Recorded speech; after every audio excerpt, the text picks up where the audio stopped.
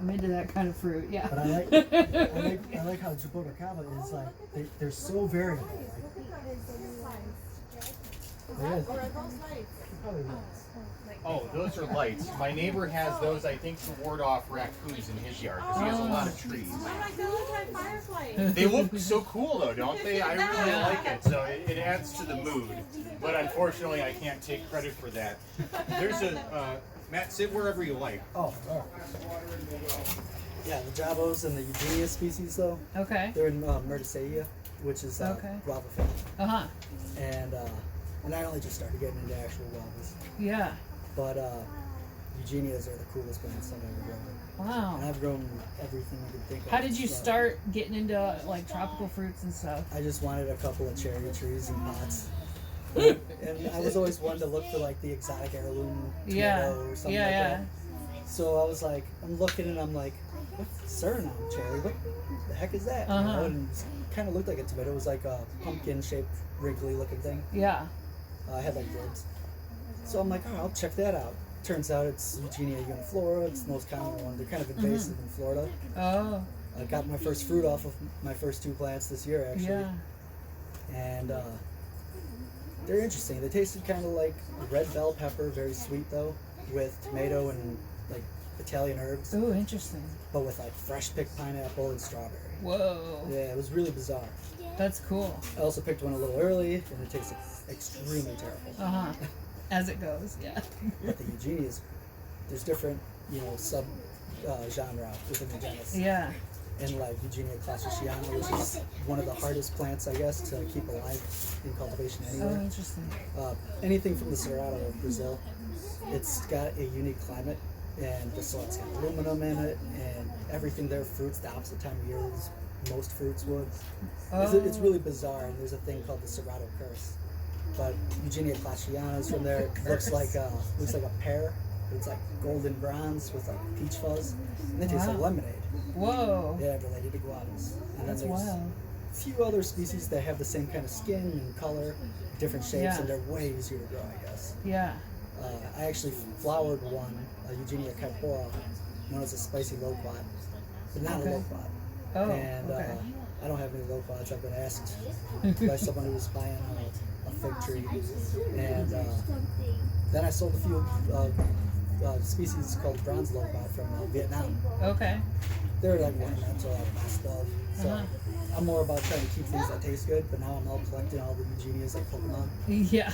Get every one I can. Cool. But like, they can look like that, taste like lemonade. They can look like cherries, taste like cherries. They can look like the little spicy little pumpkin things. Huh. It's very bizarre, but it's every shape, color, size, interesting flavor. And have you gone to any of the fruits that you're like really into? Have you gone to visit them in their like native habitats at all? No, I haven't been anywhere tropical. Yeah. But it'd be a fun adventure someday. But I've become quick friends with a fruit hunter that's probably the most well-known fruit hunter right now. He goes by Hoppa Joe. But he's Joseph Canach. He's I don't know, he's a pretty cool guy. He's hooked me up with a lot of stuff that like I've got 2 heaven lotus flowers which produce a fruit that you can boil it and it tastes like cooked meat. Whoa. He said it was okay though, it's nothing special. Yeah. But he introduced Deguea species, which are in Ananacea. Okay. And they're like much rarer anonas. Yeah, I don't like, think I've heard of it. Like you've got like right now he introduced what he says is his favorite fruit of all. It's Deguea scanantha, it's also known as Mano de Tigre. Okay. And I've got a few of them that are germinated. They haven't popped up yet. I had to repot them and stuff to make sure they didn't decapitate. Yeah. But I've got one plant with a couple of branches starting. It's only this big. It's a year old. Yeah. He introduced that to the country last, I don't want to say late summer. Sorry, guys. Right, at least every collector tried to grow one, and some had had them die. Like Sorry, I got that cranked. YouTuber Fancy Plants. Fancy Plants. Still probably, okay, a little gain. Yeah. A ton of gain. I gotta send him some stuff. There we go. That's like maybe a tolerable volume. Yeah. Cool. Yes. Settle down now, class. Okay. So I'm Austin Cliff. I'm so delighted you have all showed up to my backyard for this event because This is sort of like an art installation at the moment. It may be one of the finest Pawpaw displays in the country right now because it is such a weird year, as I've already said to these guys, but I'm saying this for the internet. I'm here in northern Illinois, DeKalb, Illinois, Zone 5A, I believe. 5B? What zone are we? Depends if you're in a valley or... Okay, well, I kind of am. I'm sort of down by the river. Yeah, I'm in DeKalb's probably 5B area.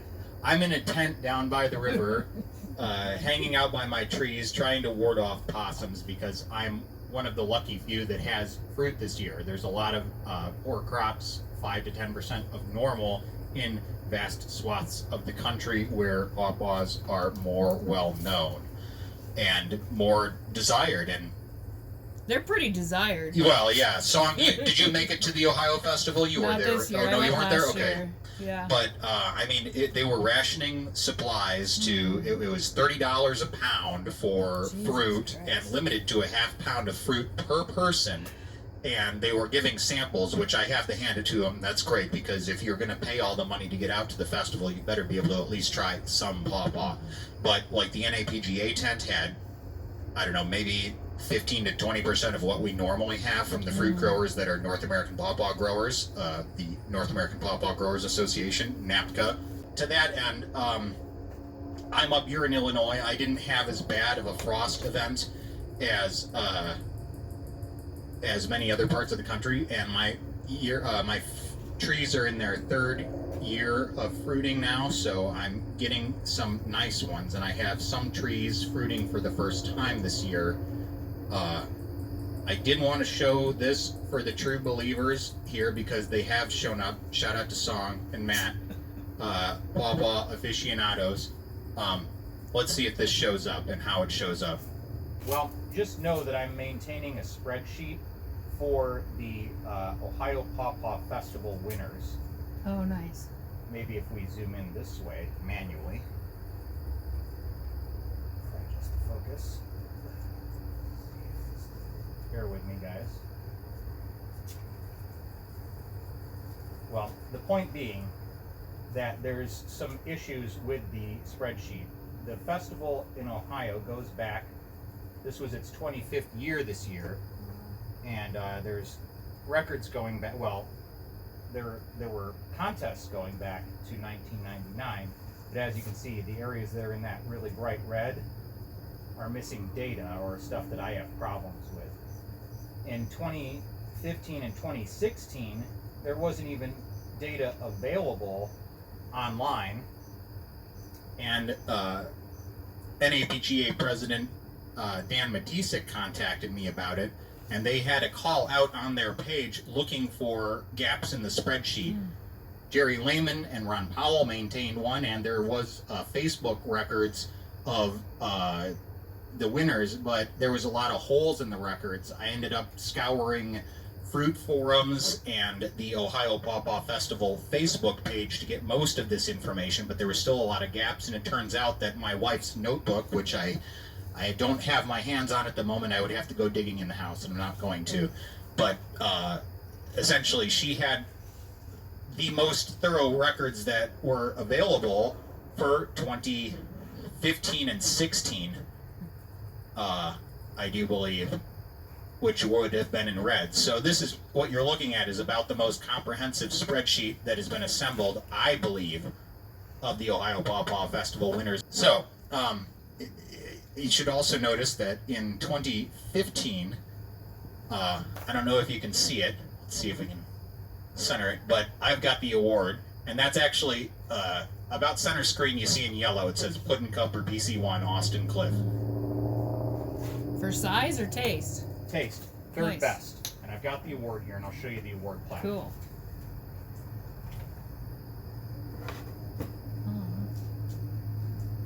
So, part of the spreadsheet that I used, or what I used to fill in the spreadsheet, was actually awards that were on George Hale's wall that he sent me a picture of. Oh, cool. And he swept the awards in 2008, I believe, taking first, second, and third. We don't know which cultivars, but I know what ones he was growing in that time, which would have been Susquehanna, Shenandoah, and Rappahannock, because that's what he had. And those would have been the ones growing at his Columbus location, not in his orchard in Carlisle. There's another person that was listed as being the best pawpaw, but I suspect that it was the largest pawpaw, and I have moved it in the spreadsheet, and that belonged to, this is testing my memory now, Ken Neighbors, I believe, and that was Prairie King, which was, I believe, a wild selection. Huh. And it would make more sense that that was largest, but not necessarily best. Yeah. So, Puddin' Cup, third place in the best pawpaw competition. Puddin' Cup is the name that I gave to the tree on South 6th Street that is now in decline here in DeKalb. DeKalb, if you go to the post office in DeKalb and you go to the south side of it, so you're not in the parking lot in the front, but you are instead near where they load all the trucks, 6th Street begins going south, and you can follow that until it T-intersects with Roosevelt. And in that block are the two pawpaw trees in question, which are quite old now, and I suspect that they are older than I am, probably planted sometime in the 70s, but I have no way of knowing for sure. There was a time when the Parks Department was offering, or I don't know, something to do with the city was offering seedlings of pawpaws to put in the parkway sometime in the 70s, and Sue found a newspaper article about that. I don't have it, but we did find that at one time. I don't know where it is now. So it may have been from that, or it may have been some enthusiast that planted them. The trees are very old now, and they were planted within concrete donuts, which I suspect was to prevent suckering. They're also planted a little far apart. Puddin' Cup is in extreme decline at this time. The other tree is Velvet Pineapple. That's the one to the north of it. The significance of these trees is that, PC1, or Puddin' Cup, was the third place winner in 2015. It was kind of a banner year for this tree, but it is since, looking much rougher. The home has gone through several owners. They've flipped the house, but they haven't touched the tree. And it has tons of dead branches, could use a real trim, and I'm sure a lot of tree surgery, and there's a split, and if you started digging into this tree, there's probably an ant colony, and it would be a whole mess.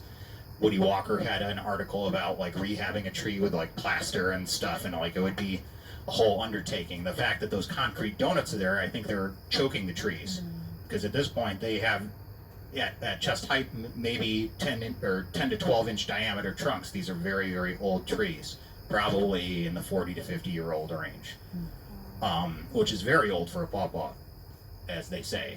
I don't know for it, but I think there are much older trees, but it's where they're happy, down near rivers and stuff. Yeah. So, but they can get huge. I've seen places, and so I should also add that up in DeKalb, we're sort of near the edge of their native range. There's Pawpaw, Illinois, in the next county over, Lee County, and there's a place called Franklin Grove, not to be confused with Funk's Grove, and we'll talk about them later, but Franklin Grove, which is out, I think, on 30, has a grove of them near the Mill Homestead Museum that's out there.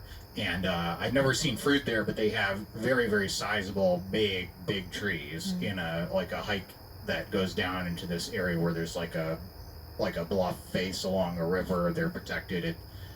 It's an interesting place, worth going to. Okay, so I trust you've grafted off a Puddin' Cup.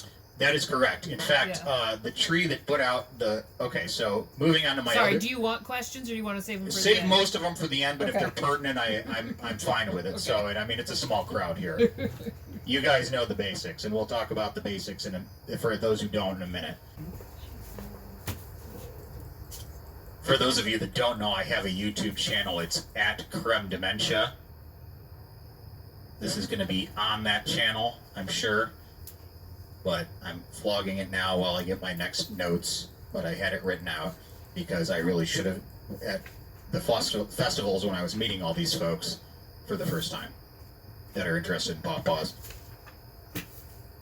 This is a map of Pawpaw, Illinois. I went down there when there was a garage sale, like a citywide garage sale day, and actually they have one coming up, so you should go garage sailing down there and also spy on some of these trees, because there are ones in town. As you can see, I've annotated this map with some of the ones that I've observed. We've got Telephone Pole, which is on the far western edge of town. I don't know those folks. They're not on a city street where I can just walk over and knock. But it was one of the first trees I ever saw in Pawpaw, Illinois, and they actually had a little sign leaning on it that said Pawpaw Tree. and that was way back when I was trying to learn what these were. So I was super excited to see those. There's a fellow I've added on Facebook, Larimore. That's a red house that has some construction going on, and that's they've got some, I'd say, very promising ones in their front yard. The Prentices have been very generous with theirs. They have 2 very mature trees that drop a lot of fruit that I think were nursery trees that they ordered probably, I don't know, 15 to 20 years ago. Gaines Realty has a tree in their front yard. I would say the fruits are rather small and not very tasty, but I got to them too late this year. They're on the early side, which is nice. Up here we have Duplex. This is behind a duplex. I was not terribly into these trees. Fruit, they were rather medicinal tasting. I've snuck around to folks' yards, I guess I'm admitting it here, but like if it's on the ground, I tend to go for it. But this is all for the name of science here. This had very russeted bark. Now, the folks here, the Thompsons, I had observed their tree. It's near the water tower in Pawpaw, Illinois, and this is the library parking lot that we're looking at right here, basically, where the plant sale went on that I was at. The water tower's about here. These folks have a tree, the Thompsons. I've tried to knock on their door a number of times, but they weren't home. On my way down to the Louisville Festival, where it was purported that there would be little to no fruit for folks, I was like, oh, we can't have that. So I went doing some door knocking. That was the first thing I did leaving DeKalb, was to go through Pawpaw and check in with all the folks that I knew had trees. Oh, I should also add that there's these folks with some on the back patio. I didn't visit them this time around, and there's some at the Pawpaw Cemetery on either side of the drive going in. And then this is the native grove, but we'll get to that. So, on my way down to Pawpaw, Louisville, I went through Pawpaw, and the Thompson's tree had just dumped, I would say, 70% of its fruit, quite a bit of its fruit, and there's like several trees all in this little side yard there. I knocked on their door, no one was home. I was like, geez, what do I do? Pacing back and forth on their front sidewalk, and lo and behold, neighbor Barb McCord came out of the back door of the church across the street. And I flagged her down and asked her like about the Thompsons and their tree, and if it would be maybe okay if I took these all down to Louisville to give to people as a free sample, because I thought it didn't seem like they were using them. That a lot of them were, once I went over there and was examining what was on the ground, some had, already been chomped by critters and were getting eaten by bugs. But she seemed to think it wouldn't be a big deal, and I promised that I would take along with me a logbook in order to show them, all the folks that were able to try fruit from their tree, because I filled 2 small produce flats. So this is my handwriting that explains the story, and this woman, just to distract her mostly, I had her start the inscriptions, because as soon as I got to Louisville, I opened my trunk and people saw I had Pawpaws, and this woman was like, I need to go, sell me 2 pounds right now. Like, she would not leave me alone. So I was like, okay, you need to start the inscription on this book, because I'm going to be putting this out. Like, I hadn't set up table 1. I hadn't got a single thing out of the car. I was just looking to find Tim Coddington, shout out to Tim, who organized the festival. So I had everybody that took a Pawpaw from the tray, from the Thompson's trees, sign a thank you, and you can see quite a few people got to try a fruit. So I still need to return this to the Thompsons, but my trees upon my return from Louisville have been fruiting heavily, and now it is my duty to share my own fruit with everybody. What I did down in Louisville, after I went to Pawpaw, on my way to Louisville, I went to Funk's Grove Maple Syrup, where they have a native grove of Pawpaw trees growing amongst their maple syruping area, and they collect them and sell them at the maple syrup shop. Well, I convinced them to take me down to their grove and let me collect some and sell in their name at the festival. And so I was pretty much mobbed. There was a line of 20 to 30 people just about the entire time I had Pawpaws for sale. I was selling them for $10 a pound, limiting it to 1 pound per person. And I would say within an hour and a half to 2 hours, 32 pounds were all gone. Can verify we were waiting for the line to die down. So luckily I was able to do a little bit of crowd control, which I didn't really expect to have to do, with the notebook for free samples, because that slowed people down. They even stationed a volunteer who was like the security guard for the notebook and the 2 flats of fruit from the Thompson's trees, because everybody, of course, was like, how do I select a ripe one? How do I eat it? Those sorts of things, which you don't eat the skins or seeds. Enjoy the fruit. Save the seeds if you want in a Ziploc bag. And we'll get to seed saving in a minute.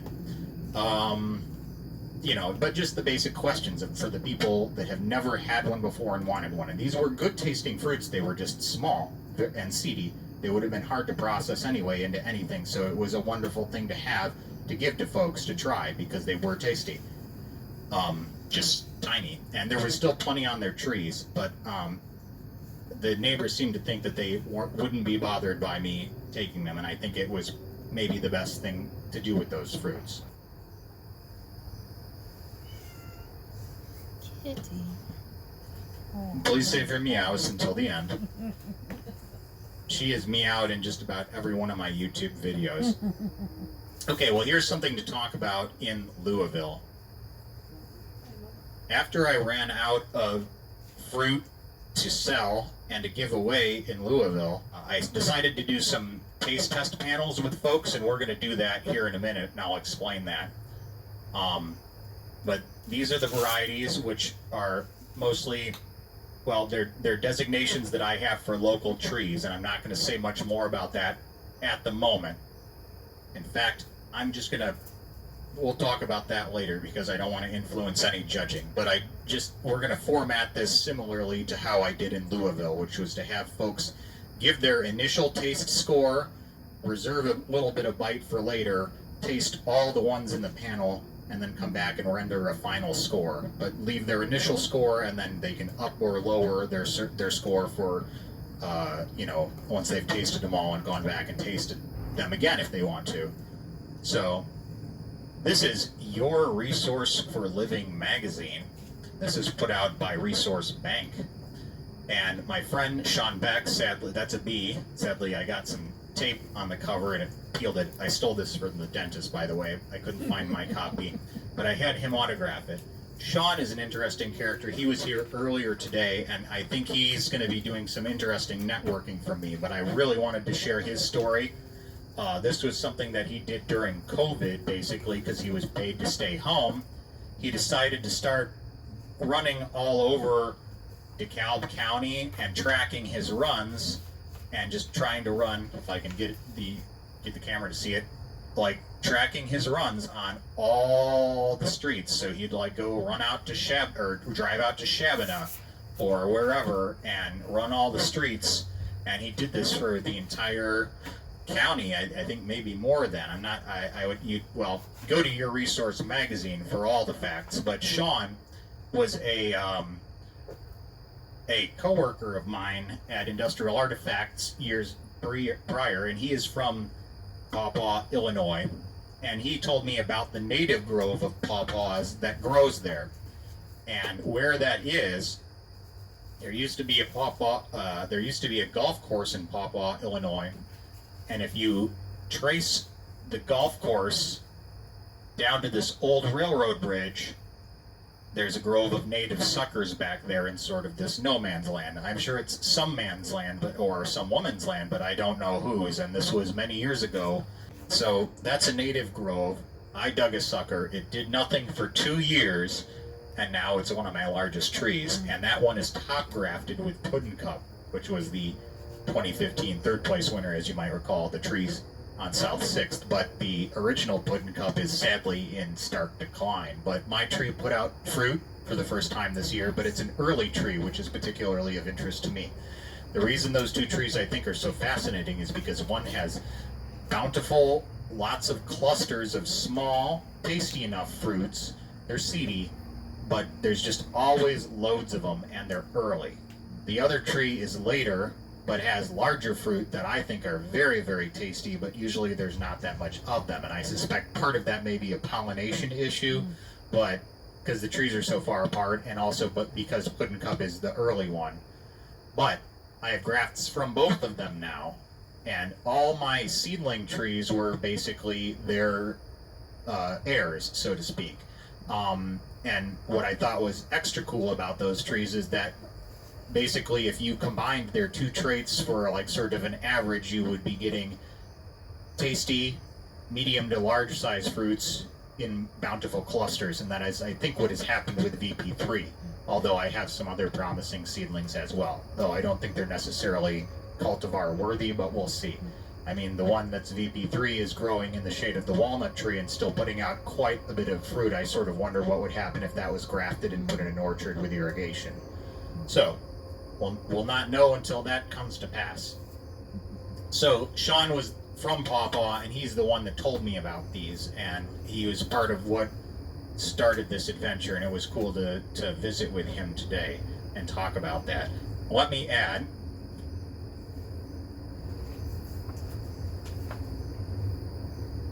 there's I placed with a grafted side branch on that tree second place in 2021 with what I believe to be a tollgate variety. All my grafts, my early grafts, came from the Tollgate nursery, so I may have the cultivar wrong, but there's a limited number of cultivars that they have, so there's a limited list of which ones they may be. Tollgate, though, I believe is the one that I focused in on because I thought its taste was superior to a lot of the other ones. It's got this sort of cotton candy thing going on, at least in some years. I'm still getting used to it. In 2022, I took first place. I was duking it out with George Hale, and I was king for a day, but I have been demoted to jester, which is a much more appropriate role, or peasant, because they totally swept this year. Everybody that was in the best tasting category was from that Terre Haute area of Indiana, and the folks that are behind the Miram Bluff Pawpaw Festival. So if you're not going to that one, you're going to be paying a premium for inferior fruit. And this is in rural Indiana, but it's a beautiful place, and it will be in its second year next year, and is, only had a few hundred people showing up, I would say, this time around. So that's the one to go to, in my opinion. The Louisville was no slouch either. I think they had representatives from KYSU there. It was just such an odd year because of the fruit. But Sherry Crabtree and Kirk Pomper were there. So this was a prestigious event that I think will only get better with age. Both of them, honestly. And there's other regional Pawpaw festivals which I have not been to, which I'm excited about. But that's the year. I mean, this is what we're dealing with this year. And like, all my fruits are late. So really, as soon as I got home from all of this is when all this has really started for me.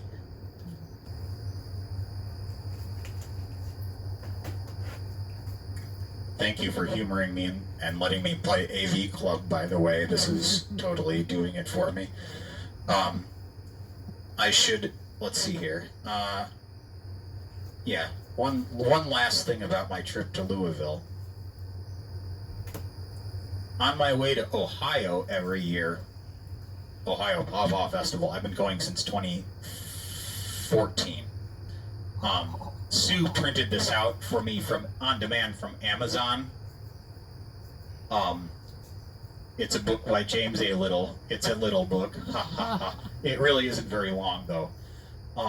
And this is a scan that's available on Amazon, or Google Docs, I should say. And I will have a link to it in the video description because it's kind of hard to search. But there's just a PDF that I will link to in the video description. Sue got this for me for Christmas one year, and it totally just spoke to me. I'd like to read the foreword from this. I'll try and make it brief here. But this author talks a lot about Pawpaws in this book and his love for them. And there's a lot of good information, some of which is so old I think it's new again. But there's our man, James A. Little.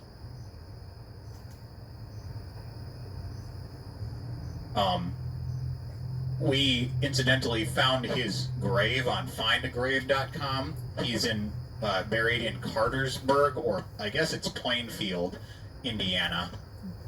And his gravestone is shaped like a pawpaw. It's wild.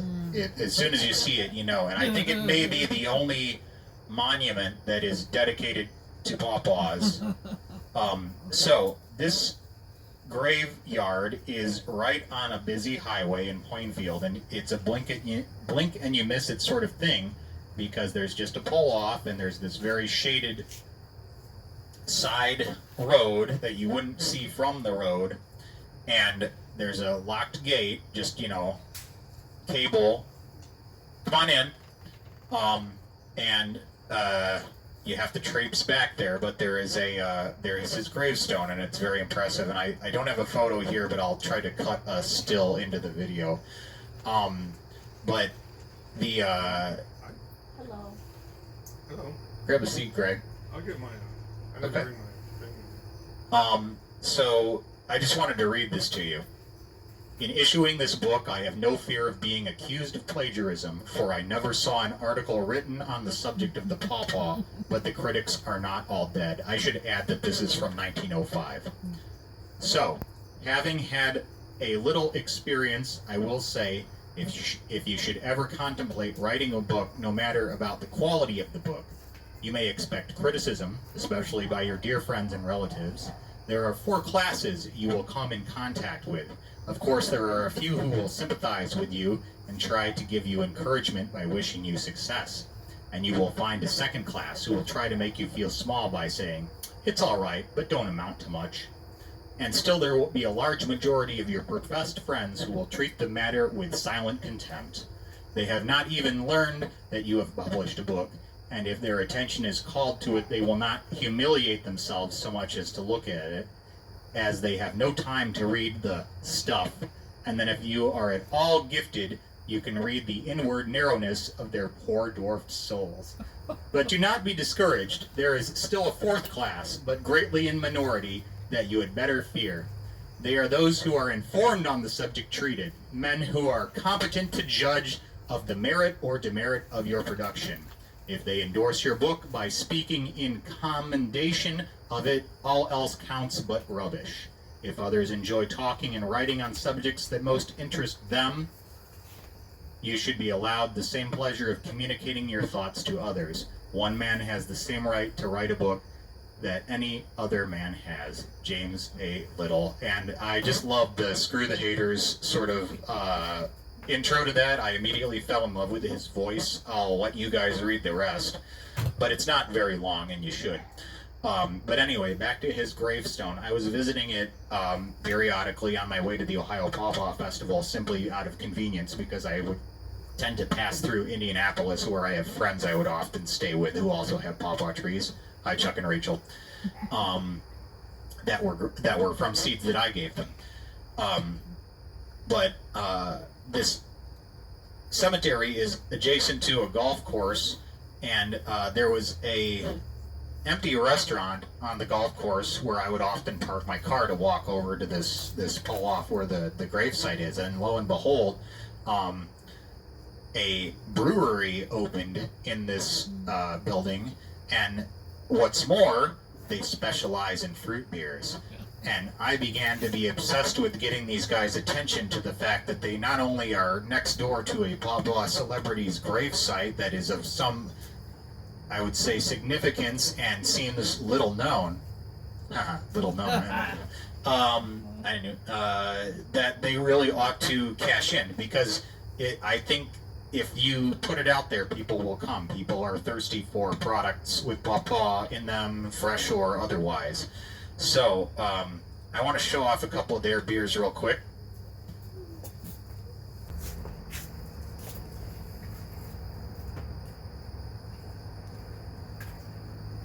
This is the one that the brewers showed me that they thought they were going to use as the base beer for their Pawpaw Firkin experiment, which is a vessel of about 12 gallons of beer that they do in experimental small batches. You might think this is a Pawpaw beer, but it's actually a matcha tea and kiwi sour, and it's quite delicious. And then they have basically bitchin' pumpkin ale, and just one s'more here. I love their can art and their little characters that are their brewery logo are orange and green. So how about that for a company that might be producing a Pawpaw beer very soon?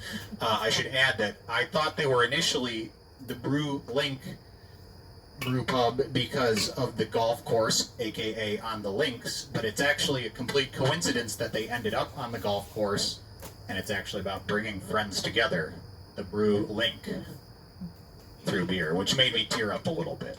So this is a comic that I did on how to grow pawpaws from seed. I left all my printouts, unfortunately, in Indiana. But basically, I talk a little bit about, and this is available in the Pawpaw Fanatics and Fan Club group files as a PDF that you can print at home if you want. Very easy. So we talk a little bit about on this how to pollinate. So as you see over here, there's a female flower, or basically all pawpaw flowers start as female, and then the male parts develop as after the female flower parts are done developing and being receptive to pollen. So at first, the flower is receptive to pollen, and you want to try to get it to that stamen, which is the little part that looks like a gathered bunch of fingers in the middle of the flower.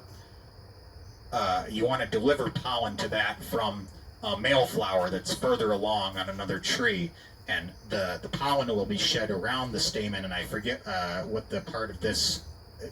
Matt, you want to help me on this one? What's the part that sheds the pollen? The head shreds or something like that. Yeah. Okay. Yeah. All the not too important, other than you just find the friable brown stuff that has the tiny yellow grains of pollen, and you get that on a paintbrush, and you deliver that to a receptive flower. That's all you really need to know, is how to make the plants have sex. You don't need to know the names. All right. So you can get flies to do your work too. So pawpaws are pollinated by flies and beetles, not bees. So some people would hang buckets of fall or other roadkill or what have you in their trees in order to attract flies to pollinate the flowers. So the main thing about saving seeds, though, and that's what the point of this comic is you want to take them fresh from a fresh fruit. Sorry, I'm gonna have to turn this because of the size. So there's your fresh fruit. You take your fresh seeds and you put them, you can tuck them back into the skin if you want, just to save them until you get home. And then you can put them in a Ziploc bag with a little sprinkle of water, or you can just add some damp paper towel that you've like wrung out. And then you want to put them in your fridge, not your freezer, your fridge, and keep them there for about 90 days or so. And Valentine's Day is a good time to think about possibly planting them indoors, or you can sow them directly after the last frost. I have some maybe slightly wrong-headed ideas about containers. I don't recommend the paper towel scenario. It keeps the roots separated, but these get grody and like start to mildew and mold or whatever. But 2 liters are great. Milk cartons aren't too bad. Kitty litter buckets are great. Pawpaws have a long taproot when they start going, so you need a deep container to accommodate them. There's James A. Little. This is his method, which was to take a barrel with both ends out and place it over a small hill like you would plant zucchini planted with pawpaw seeds. So I talk a little bit about grafting here. This is just conceptually how to make it happen. You take a seedling, you cut it off, you take scion from another tree that's dormant, and you put it where it had leafed out before, and you surgically kind of tape them back together with stuff called parafilm or rubber bands. I mean, there's a number of ways you can go about this, and it doesn't have to be specialized tools. You can use a utility blade or whatever to make this happen. That's how I've gotten results. This is kind of you find a lot of like mid-century newspaper articles about pawpaws. It's a lot of people dissing them humorously, basically calling them inedible. And but this is one that's about how to plant pawpaws, and what they recommend is taking a fresh one, squashing it under a board and leaving it for 2 years and forgetting about it, and then coming back. Wow. And this is apparently how somebody finally got them to grow at their house. So that was a fun little find. And then Kentucky State University's website and North American Pawpaw Growers Association are incredibly informative resources for growing pawpaws. Don't go to my videos, go there. They'll have much better facts for you, but if you want a laugh or two, that's what I'm about. Plus some, you know, partly dubious facts perhaps, but mostly good information. Okay, so that's basically me in a nutshell. I don't know if I have anything more to add. Did anybody have any specific questions about this?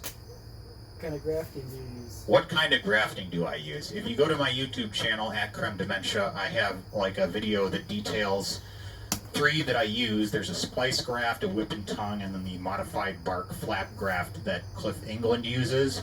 And I kind of use those 3 in concert with each other, because if you start with a splice, which is just a simple angled cut, and you can get that to work, great. But then if it's a little dodgy, then you can maybe convert that to whip and tongue. And then if you still are having problems and you have diameter mismatches, the modified bark flap graft is good at taking care of that sort of mismatch issue. And then I should add that there's a 4th style, but it's not for grafting seedlings like we were talking about here, where you're taking like a little tree like that you grew in a pot and grafting it. It's where you're cutting down a mature tree and grafting scion into the bark layer on the outside. Now I heard this may be a weak graft, we'll see, but I'm having ones take in the backyard from NC1 and Overlease, which are both contest winners as far as cultivars go, on some trees that I bought from Bloomin' Gardens, but they were not grown from the trees at Bloomin' Gardens, more on that later, but they were from another nursery. But those trees were some of my early ones. I had one die back and then resprout. I had 2 other ones that grew up, but they were along areas of the fence where they had some damage done. So those trees had issues, and they were not from my personal select seed, so I decided to give them the axe and graft them, and I'm kind of glad I did. I got a bunch of spare Pawpaw scion wood from a guy named Pawpaw, Chris Rice. Pawpaw's plants out in Rock Island, Illinois. Shout out to Chris. He just ran out of any usable scion wood because he's doing a lot of chip grafting, so he was just taking little notches off of these, and he had too much to deal with, or ones that were like diameters he couldn't use, so it actually ended up being advantageous to me, not only because like I used the nice size diameter ones for those stumps, but I had some like little itty bitty guys that he got that I was able to get to take like almost micro grafts. And if nothing else, this was a great year for grafting up here because temperatures were like 70s and 80s almost all the summer, which they like. And I did some of these grafts in July and they still look fine. So if they make it through the winter, I have a huge amount of genetic material that just joined my orchard this year. So, any other questions? All right, I'll leave it there. We should like maybe put the movie on. I'm hoping that some of these pawpaws drop during the movie dramatically. This is my art installation. I've got the viewing area set up for the pawpaws. And we're going to do a tasting, of course. I don't want to get ahead of myself here. And let me explain a little bit about the tasting. I've been a bit cagey about what the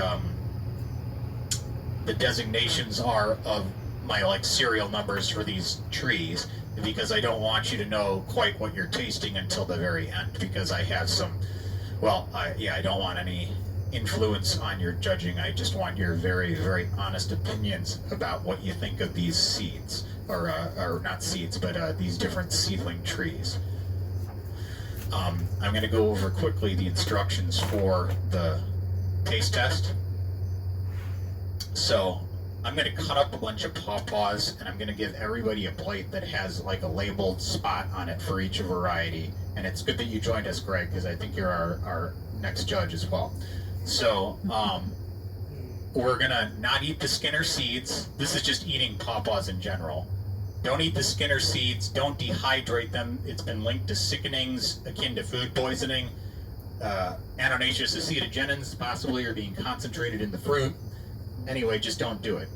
Forbidden fruit leather. Unless you have a colonoscopy coming up, don't do it. Okay, so you're gonna, the pieces of the fruit that I'm gonna give you are gonna have a seed in them. What I want you to do is try to put the seed in your mouth. You don't want to eat the seed, of course, but I want you to clean the seed coating of it off and spit out the seed and retain it by the type of seed. Now I'll come around during each sample and I'll collect the seeds, unless you guys want to keep them, but mostly this is to keep them straight for me. And you're gonna retain a bit, so, all right. Moving on to how we're going to taste. You're going to receive a fruit by the designation arranged on the plate. Keep your seed near it, and also don't eat it all right away. I'm going to come around for seeds, but don't eat the entire bite that I give you. Retain a little bit of pulp on the plate next to its designation so you can come back and give it a second grade, because we're going to, taste them in order, but you might find that the first one you tasted isn't quite as what you thought it was after you have some other ones, So I want you to give it an initial score, 1 to 10, and then you can come around at the end and give it a final score, and I'll want you to just render it like a fraction, so you'll have your initial score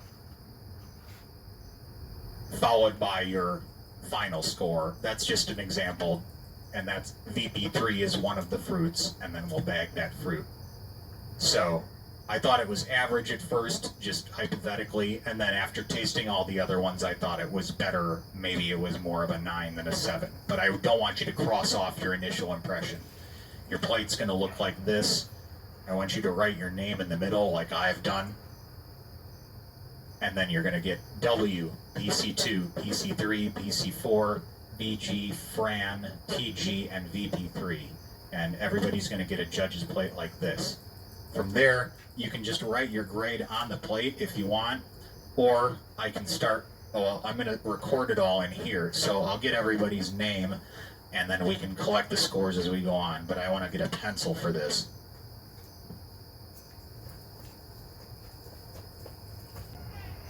So everybody take a plate, pass it down, and write your name on your plate.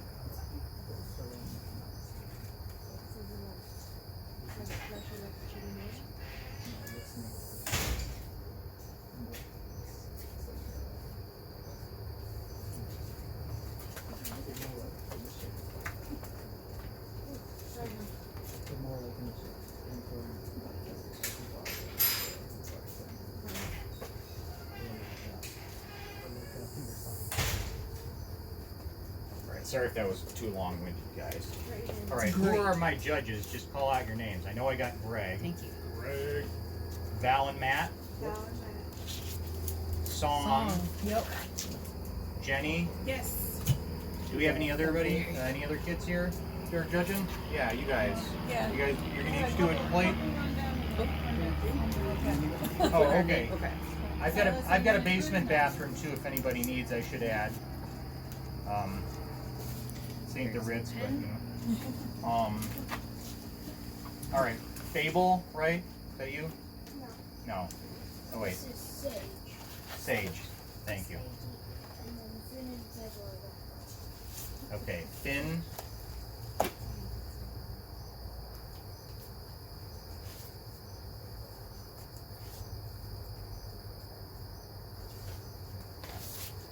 So this is where our fraction scores are going to go, and then I'm going to write the, so we got W. Could I see a plate from somebody for just a minute?